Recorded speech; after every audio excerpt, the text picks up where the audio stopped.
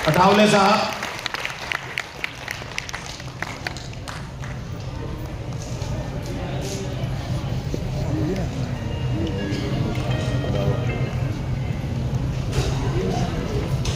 आज मैं यहाँ बाबा साहब के संविधान का बंदे देने के लिए मैं यहाँ आया हूँ और इसके बाद मैं संविधान के दुश्मनों का बदला लेने के लिए मैं जा रहा हूँ।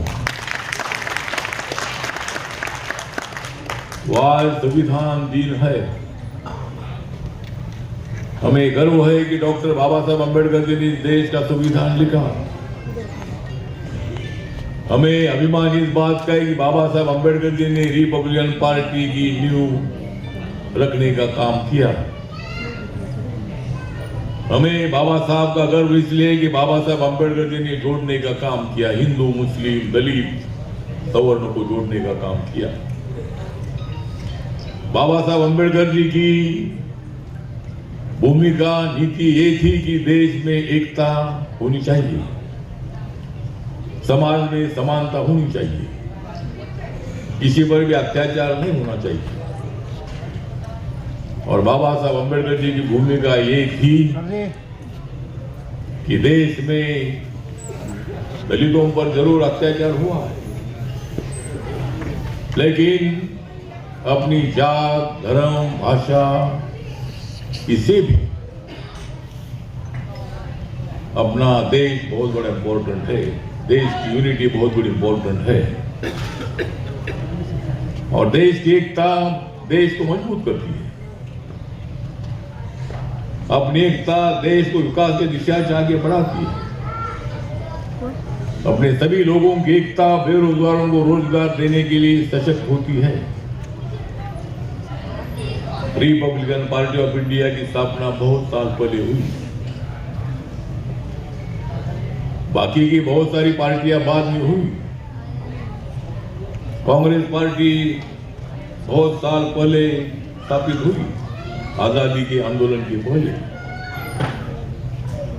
आजादी देश को मिलनी चाहिए, ब्रिटिशों को यहां से भगाना चाहिए, देश के लोगों को जगाना चाहिए और ब्रिटिशों को भगाना चाहिए।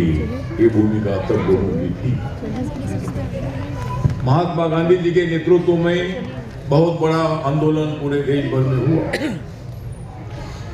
और आपको मालूम है कि 9 अगस्त 1942 को महात्मा गांधी जी ने अंग्रेजों को बोला था कि यहां से चले जाओ।